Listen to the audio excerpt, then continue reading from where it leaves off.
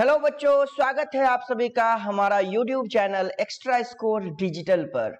बच्चों, आज हम लेक्चर 16 लेकर के आए हैं आप सभी के सामने। और जिस ऑब्जेक्टिव सीरीज के ऊपर हम काम कर रहे हैं, हमारा टारगेट है कि जो भी बच्चे हमारे इस वीडियोज को देख रहे हैं, रेगुलर बेसिस पे देख रहे हैं, वो आने वाले बिहार बोर्ड के एग्जामिनेशन में या किसी भी स्टेट बोर्ड के एग्जामिनेशन में 35 में 35 स्कोर करें।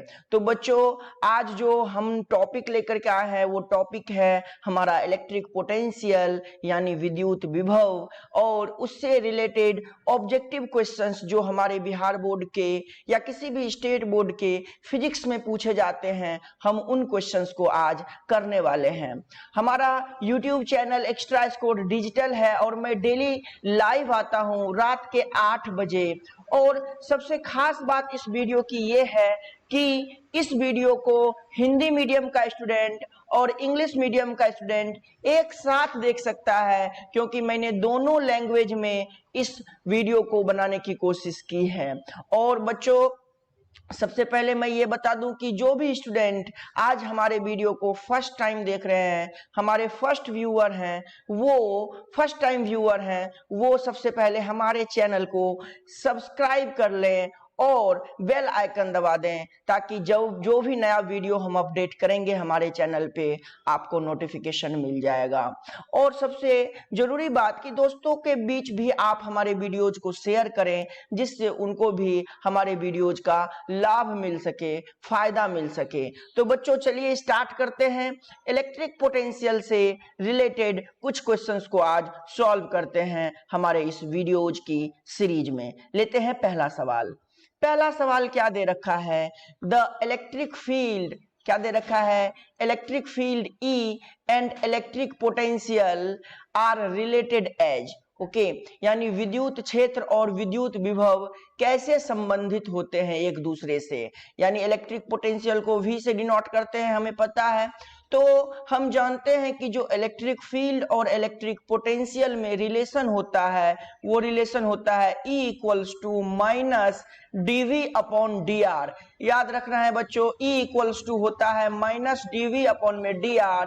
कौन सा ऑप्शन सही हो गया?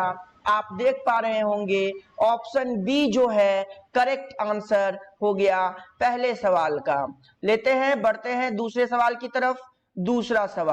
हमारा दूसरा सवाल है, क्या दे रखा है? Electric potential is equal to, यानी विद्युत विभव बराबर होता है, किसके बराबर होता है? हमें बताना है कि विद्युत विभव जो है वो किसके बराबर होता है। यानी इलेक्ट्रिक पोटेंशियल को हम लोग क्या लिखते हैं? तो बाबू, हम जानते हैं कि जो इलेक्ट्रिक पोटेंशियल होता है उसको V से डिनोट करते हैं। किससे डिनोट करते हैं?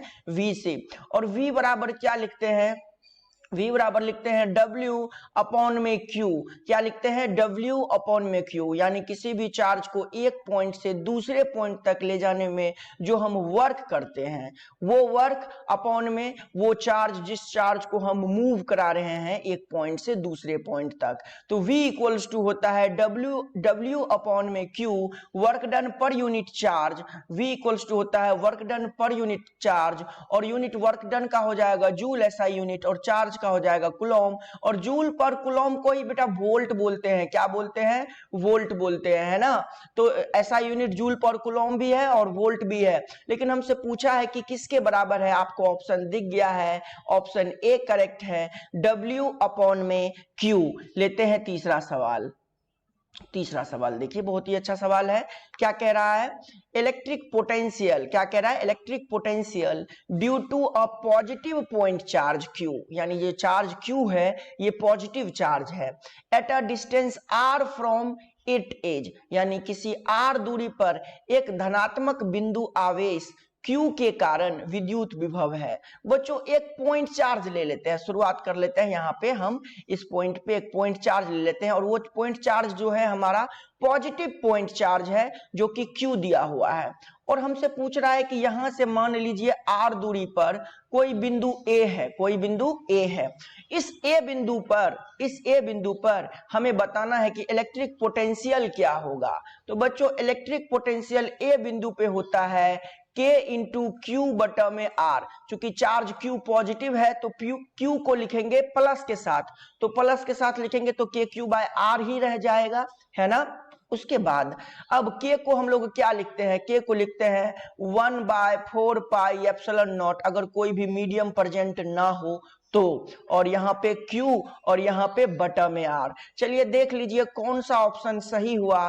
कोई भी पॉजिटिव पॉइंट चार्ज की वजह से R दूरी पर कोई पॉइंट A है, वहां पे इलेक्ट्रिक पोटेंशियल कितना हो गया, वो हो गया 1/4 pi epsilon naught Q by R। देख के बता दीजिए कौन सा ऑप्शन सही है, ऑप्शन सी सही है। ओके बच्चों, बढ़ते हैं, अगला सवाल लेते हैं। अगला सवाल क्या कहता है, क्वेश्चन में कह रहा है in the direction of electric field lines, यानी जब इलेक्ट्रिक फील्ड लाइन की दिशा में हम लोग जाते हैं तो क्या होता है, यानी विद्युत क्षेत्र रेखाओं की दिशा में क्या होता है। ऑप्शंस पढ़ना पड़ेगा, क्या दे रखा है। Option A electric potential increases, यानी विद्युत विभव बढ़ जाती है। Option B electric potential decreases, यानी विद्युत विभव घट जाती है। इलेक्ट्रिक पोटेंशियल रिमेन सेम, विद्युत विभव समान रहता है। नन ऑफ दीज, इनमें से कोई नहीं। तो सबसे पहले मान लीजिए कि हमने कहा ये हमारा विद्युत क्षेत्र रेखाएं हैं, यानी इलेक्ट्रिक फील्ड लाइंस है। ये हमारा क्या है, ये है इलेक्ट्रिक फील्ड लाइंस। ये क्या है हमारा इलेक्ट्रिक फील्ड लाइंस। और मान लीजिए इसको हम लोग ई से डिनोट करते हैं इलेक्ट्रिक फील्ड इंटेंसिटी को, है ना। और ये हमने क्या ले रखा है, ये हमने कांस्टेंट ले रखा है। तो ऑब्वियस सी बात है कि मान लीजिए अगर ये पॉइंट और ये पॉइंट की बात करें, अगर पॉइंट ए और पॉइंट बी की बात करें, और पॉइंट ए का पोटेंशियल वी ए हो और बी का पोटेंशियल यानी इस जगह का पोटेंशियल वी बी हो, तो वी ए जो होता है वो ग्रेटर देन होता है वी बी से। वी ए जो होता है बेटा वी बी से ग्रेटर देन होता है, यानी जहां पे पहले इलेक्ट्रिक फील्ड लाइंस आया वहां का पोटेंशियल ज्यादा, जहां पे बाद में पहुंचा वहां का पोटेंशियल इलेक्ट्रिक पोटेंशियल कम। यानी इसका मतलब क्या हुआ कि जब वी ए से वी बी की तरफ गए तो पोटेंशियल क्या होने लगा, पोटेंशियल डिक्रीज होने लगा। जब वी ए से वी बी की तरफ गए तो पोटेंशियल डिक्रीज होने लगा। यानी जब किसी भी इलेक्ट्रिक फील्ड लाइन के डायरेक्शन में जाते हैं तो इलेक्ट्रिक पोटेंशियल जो होता है वो डिक्रीज होता है। ऑप्शन बी इसका करेक्ट आंसर हो जाएगा। ओके बच्चों, बढ़ते हैं अगला सवाल। अगला सवाल क्या कहता है, सवाल को ध्यान से समझना पड़ेगा। पहले क्या कह रहा है, due to a negative point charge the electric potential is, यानी ऋणात्मक बिंदु आवेश के कारण विद्युत विभव होता है। क्या होता है, ऑप्शन देख लीजिए, नेगेटिव यानी ऋणात्मक, पॉजिटिव यानी धनात्मक, आइदर पॉजिटिव और नेगेटिव यानी या तो धनात्मक या ऋणात्मक, और कांट से कुछ नहीं कहा जा सकता। ध्यान से देखिए बच्चों, हमारे पास अब एक नेगेटिव पॉइंट चार्ज है, माइनस का क्यू है, और मान लीजिए यहां से r दूरी पर वही फिर से कोई पॉइंट a है, और a पॉइंट पे मुझे पोटेंशियल लिखना है। तो इलेक्ट्रिक पोटेंशियल a पॉइंट पे यानी विद्युत विभव a पॉइंट पे क्या होगा, K इंटू Q को लिखेंगे माइनस Q, उसके चिन्ह के साथ लिखते हैं। ध्यान रखिए इलेक्ट्रिक पोटेंशियल जो है स्केलर क्वांटिटी है, उसमें पॉइंट चार्ज को या चार्ज को उसके नेचर के साथ लिखते हैं। तो यहाँ पे Q माइनस का दिया हुआ था इसलिए माइनस Q लिखा और बटा में R। तो ये क्या हो जाएगा, ये हो जाएगा माइनस KQ बटा R। आप देख के बता सकते हैं कि अगर पॉइंट चार्ज नेगेटिव था तो इलेक्ट्रिक पोटेंशियल भी क्या आया सर, माइनस का आया। किसका आया, माइनस का। ये देखिए माइनस का आया है KQ बटा R, यानी नेगेटिव आया। तो कौन सा ऑप्शन सही होगा, ऑप्शन ए यानी नेगेटिव इसका सही आंसर हो जाएगा। चलिए बढ़ते हैं, अगला सवाल लेते हैं। छठा सवाल किसको क्या कहा है, dimensional formula of electric potential gradient is, यानी विद्युत विभव प्रवणता का विमीय सूत्र है। बेटा इलेक्ट्रिक पोटेंशियल ग्रेडियंट कहते किसको हैं, बेटा dV बटा dr, इसको बोलते हैं इलेक्ट्रिक पोटेंशियल ग्रेडियंट। हिंदी में क्या बोलेंगे इसको बेटा, हिंदी में क्या बोलेंगे, विद्युत विभव प्रवणता। क्या बोलेंगे, विद्युत विभव प्रवणता। अब हमें क्या निकालना है, डायमेंशनल फॉर्मूला। तो देखिए V को हम लोग, dV को हम लोग क्या लिख सकते हैं, W अपॉन में Q लिख सकते हैं, और आर, आर यानी डिस्टेंस, डिस्टेंस का डायमेंशन क्या होगा, एल हो जाएगा, तो इसका डायमेंशनल फॉर्मूला लिख लीजिए। अब डब्ल्यू का डायमेंशनल फॉर्मूला ml2t-2 हो गया ये। क्यू का डायमेंशनल फॉर्मूला at, ये भी हो गया, और बटा में यहाँ पे हमारे पास क्या है, एल है। अब ध्यान से देखिए ये क्या हो जाएगा, m, ये l इसको कैंसिल कर देगा, यानी बचेगा ml t, ये वाला ऊपर जाएगा तो क्या बन जाएगा, t का पावर -3 और a का पावर -1, यानी ये हो गया डायमेंशनल फॉर्मूला mlt का पावर -3 a का पावर -1 कहाँ दिया हुआ है, ऑप्शन डी में दिया हुआ है, यानी ऑप्शन डी हमारा करेक्ट आंसर हो गया। चलिए लेते हैं अगला सवाल। अगला सवाल हमारा क्या है, चलिए देखते हैं क्या दे रखा है। 7वां सवाल में दे रखा है work done in moving a positive charge on an equipotential surface is, यानी एक समविभव सतह पर एक धनात्मक आवेश को स्थानांतरित करने में किया गया कार्य है। ऑप्शन ए है नेगेटिव पॉजिटिव, ऑप्शन सी है जीरो, ऑप्शन डी है इनफाइनाइट। देखिए बच्चों ध्यान से, जब भी कोई इक्विपोटेंशियल सरफेस हो, इक्विपोटेंशियल सरफेस, इक्विपोटेंशियल सरफेस मतलब होता है उसके हर जगह पे पोटेंशियल सेम है, यानी पोटेंशियल कांस्टेंट है। अब अगर हर जगह पे पोटेंशियल कांस्टेंट है तो पोटेंशियल का डिफरेंस क्या होगा, जीरो। पोटेंशियल का डिफरेंस क्या होगा, जीरो होगा, क्योंकि हर जगह पोटेंशियल सेम है।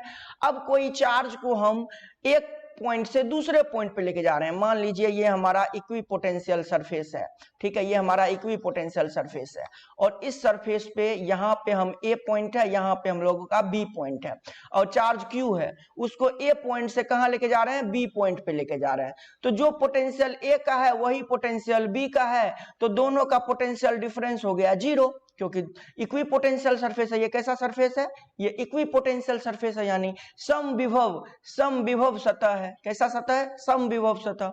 अब वर्क डन निकालेंगे तो वर्क डन का फॉर्मूला क्या होगा, Q इंटू डेल्टा वी। अब चूंकि डेल्टा वी ही जीरो है तो Q इंटू जीरो करोगे तो आंसर कितना आ जाएगा, जीरो, यानी ऑप्शन क्या हो जाएगा, सी। यानी किसी भी इक्विपोटेंशियल सरफेस पे जब भी किसी भी हम चार्ज को मूव कराते हैं तो वर्क डन जो होता है वो जीरो होता है, ये याद रख लेना है, एग्जाम पॉइंट ऑफ व्यू से बहुत ही इंपॉर्टेंट क्वेश्चन है। लेते हैं अगला सवाल, 8वां सवाल। 8वां सवाल क्या कह रहा है, 8वां सवाल में कह रहा है कि a hollow metal sphere of radius 10 centimeter is charged such that the potential on its surface is 80 volt. The potential at the center of the sphere is, यानी 10 सेंटीमीटर त्रिज्या के एक खोखले धातु के गोले को इस तरह से चार्ज किया जाता है कि इसकी सतह पर क्षमता यानी विद्युत विभव 80 वोल्ट है। गोले के केंद्र में विभव होगा, यानी केंद्र पे पूछा है विभव क्या होगा। तो सबसे पहले हम लोग एक गोला बना लेते हैं, तो ये हमारा गोला हो गया। ये गोला का ये केंद्र है जिसको हम लोग सी कह लेते हैं, और इस गोला का एक त्रिज्या है जिसको रेडियस आर को हम लोग कह लेते हैं 10 सेंटीमीटर। ओके, ये गोला किसका बना हुआ है, ये है hollow metal sphere. Metal means क्या हो गया बेटा, मेटल मींस हो गया कंडक्टर। और आपको पता है कि जब कंडक्टर को चार्ज करेंगे तो चार्ज कहां पे रहेगा, उसके सरफेस पे चला जाएगा। और चूंकि ये हॉलो है तो अंदर में तो चार्ज रहने का कोई बात ही नहीं बनता है कि नहीं, चार्ज कहां रहेंगे, वो तो सरफेस पे ही रहेंगे। इसका मतलब सर अंदर में चार्ज जीरो है। अगर अंदर में चार्ज जीरो है तो गॉस लॉ के हेल्प से हम जानते हैं कि E डॉट डी ए, क्या जानते हैं, E dot D A equals to, है ना, क्यू इन बटा एप्सिलॉन नॉट। अब चूंकि अंदर में कोई चार्ज है नहीं, अगर इस सरफेस को हम गॉसियन सरफेस भी बना दें, इस सरफेस को क्या बना दें, गॉसियन सरफेस यानी गॉसियन सतह बना दें, तो यहां से ई इनसाइड यानी अंदर का इलेक्ट्रिक फील्ड क्या होगा, जीरो। अगर अंदर का इलेक्ट्रिक फील्ड बेटा जीरो हुआ तो हम जानते हैं कि ई होता है माइनस डीवी बटा डी आर। अगर ई ही जीरो हो जाए, अगर ई ही जीरो हो जाए तो v क्या हो जाएगा, तो यानी dv बराबर जीरो, यानी dv बराबर जीरो, यानी v बराबर क्या, कांस्टेंट। सर v कांस्टेंट हो जाएगा और ये किसके बराबर होगा, ये सरफेस के बराबर होगा, यानी जो सरफेस का पोटेंशियल होगा उसके बराबर होगा। यानी अंदर में कोई भी मेटालिक स्फीयर हो या चाहे वो सॉलिड हो चाहे वो हॉलो हो, उसके अंदर में पोटेंशियल यानी विद्युत विभव कांस्टेंट होता है। किसी भी जगह पे पोटेंशियल का मान यानी विद्युत विभव का मान समान रहता है और वो किसके बराबर होता है, वो बराबर होता है जितना उसके सरफेस पे इलेक्ट्रिक पोटेंशियल है उसके बराबर। और सरफेस का पोटेंशियल कितना दे रखा है, हमें दे रखा है पोटेंशियल सरफेस का यानी सतह का कितना वोल्ट, 80 वोल्ट। तो हम सेंटर का पोटेंशियल किसके बराबर होगा, सरफेस के पोटेंशियल के, और सरफेस का दे रखा है 80 वोल्ट, तो सेंटर का भी हो जाएगा 80 वोल्ट। ऑप्शन ए करेक्ट हो जाएगा बच्चों। ओके, चलिए लेते हैं नवा सवाल। नवा सवाल क्या कह रहा है, the electric potential inside the surface of metallic sphere is, यानी धातु के गोले की सतह के अंदर विद्युत विभव होता है। फिर से वही सवाल हो गया, less than the potential at the surface, greater than the potential at the surface, equal to the potential at the surface, twice the potential at the surface. बेटा अभी मैंने बताया कि अगर कोई मेटालिक स्फीयर है, अगर कोई क्या है मेटालिक स्फीयर, कैसा स्फीयर, मेटालिक स्फीयर, और ये चार्ज्ड है, ये क्या है चार्ज्ड है। अगर ये चार्ज्ड है यानी आवेशित है, तो आवेश कहाँ होगा, इसके सतह पे होगा, तो अंदर में चार्ज क्या होगा, जीरो, अंदर में इलेक्ट्रिक फील्ड क्या होगा, जीरो, अंदर का पोटेंशियल क्या होगा, पोटेंशियल इनसाइड क्या होगा, कांस्टेंट, क्या होगा कांस्टेंट। और ये किसके बराबर होगा, सरफेस के पोटेंशियल के, किसके बराबर होगा, इलेक्ट्रिक पोटेंशियल जो सतह पे है ना। यानी मेटालिक स्फीयर के अंदर जो इलेक्ट्रिक पोटेंशियल होता है यानी विद्युत विभव होता है वो सतह के विभव के बराबर होता है। यानी ऑप्शन आपको दिख गया होगा, equal to the potential at the surface, यानी सतह की विभव के समान। ऑप्शन सी हमारा करेक्ट आंसर हो जाएगा। चलिए बच्चों लेते हैं आज के सीरीज का आखिरी सवाल, 10वां सवाल। 10वां सवाल क्या दे रखा है, when the distance from the surface of a charged metallic sphere increases the electric potential यानी will, यानी as किसी जब किसी आवेशित धात्विक गोले की सतह से दूरी बढ़ जाती है, सतह से दूरी बढ़ती है तो विद्युत विभव होता है, क्या होता है, ऑल्सो इंक्रीजेज यानी बढ़ता है ना। फर्स्ट इंक्रीजेज देन डिक्रीजेज, यानी पहले बढ़ता है फिर घटता है, फिर डिक्रीजेज है कम हो जाती है, फर्स्ट डिक्रीजेज देन इंक्रीजेज, यानी पहले घटता है फिर बढ़ता है। देखिए ध्यान से बच्चों, ये मान लीजिए मेटालिक स्फीयर है, ये मान लीजिए मेटालिक स्फीयर है और इसका रेडियस r है, ये सेंटर है और इस पे आवेश जो है हमारा +2 है। अब यहां से हम दूरी बढ़ा लें तो सेंटर से मान लीजिए ये डिस्टेंस हो गया r, सेंटर से डिस्टेंस क्या हो गया r। अब यहाँ पे पॉइंट A है तो पोटेंशियल एट A क्या होगा, तो कोई भी मेटालिक स्फीयर किसके तरह काम करता है, आउटसाइड पॉइंट के लिए, यानी फॉर आउटसाइड पॉइंट है ना। Metallic sphere will act as a metallic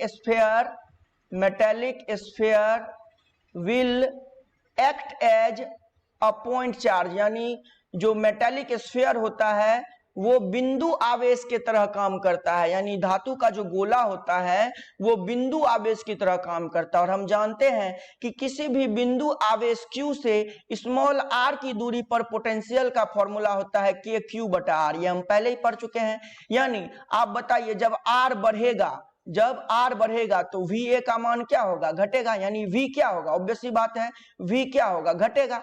R बढ़ेगा तो V क्या होगा, घटेगा, तो यानी क्या हो जाएगा, ऑप्शन सी यानी डिक्रीज होगा। यानी सर अगर सतह से दूरी बढ़ेगा तो विद्युत विभव का मान कम होगा, घटेगा।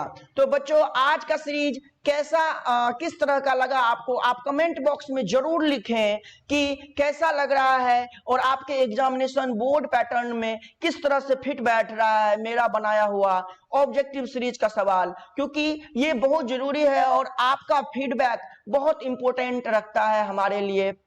हम आपके फीडबैक के अकॉर्डिंग कुछ और सुधार करेंगे, कुछ और अच्छा वर्क करेंगे जो आपके लिए, आपके आने वाले एग्जामिनेशन के लिए बेनिफिशियल हो। तो बच्चों, हमारा इंस्टीट्यूट है पूर्णिया में extra score sharpening your career के नाम से। जो भी स्टूडेंट हमारे यहाँ ऑफलाइन क्लास ज्वाइन करना चाहते हैं, क्लास 12th का क्रैश कोर्स स्टार्ट करने वाला हूं। आप हमारे फोन नंबर, हमारा जो फोन नंबर है 7004030155, इस पर कॉल करके आप क्लासेज की इंक्वायरी ले सकते हैं। और क्लास बहुत जल्द स्टार्ट कर रहा हूं मैं।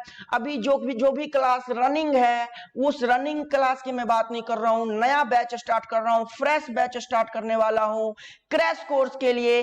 Class 12th Bihar board Hindi medium and English medium, जो भी बच्चे क्लास 12th फिजिक्स में इंटरेस्टेड हैं और हमारे coaching extra score sharpening your career Purnia, जो कि लॉ कॉलेज के बगल में है, लॉ कॉलेज के बगल में है बच्चों, जो भी ज्वाइन करना चाहते हैं जल्द से जल्द आए और ऑफलाइन क्लास को ज्वाइन करें, जिससे कि आपका एग्जामिनेशन का में जो बोर्ड का एग्जामिनेशन होगा उसमें आपका प्रिपरेशन को मैं बहुत अच्छा कर दूंगा और आपका स्कोर जो है वो बहुत अच्छा जाएगा एग्जामिनेशन के रिजल्ट में। तो बच्चों, बहुत जरूरी है सही समय पे सही कदम उठाना, क्योंकि अगर हम सही समय पे सही कदम उठाएंगे तभी हमारा जो रिजल्ट होगा वो अच्छा बनेगा। तो जितने भी स्टूडेंट, चाहे आपके जितने भी दोस्त हैं, जो फ्रेंड हैं, आप उन्हें हमारा वीडियोज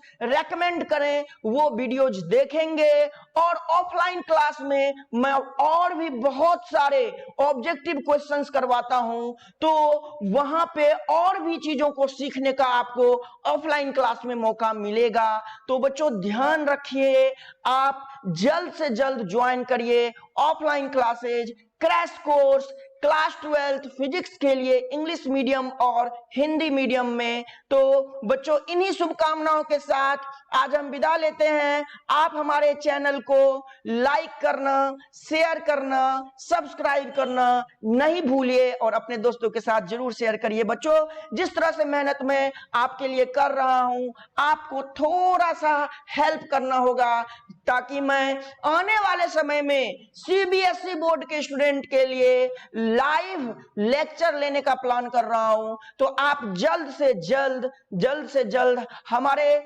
सब्सक्राइबर को बढ़ाइए, आप हमें हेल्प करिए और हमारे चैनल को सब्सक्राइब अपने खुद भी करिए और अपने दोस्तों से भी करवाइए। तो इन्हीं शुभकामनाओं के साथ दोस्तों मैं आज विदा लेता हूं। मिलेंगे कल इसी टाइम पे, इसी वीडियो लेक्चर में, इसी वीडियो सीरीज में extra score digital YouTube platform पर। Thank you so much, thank you once again.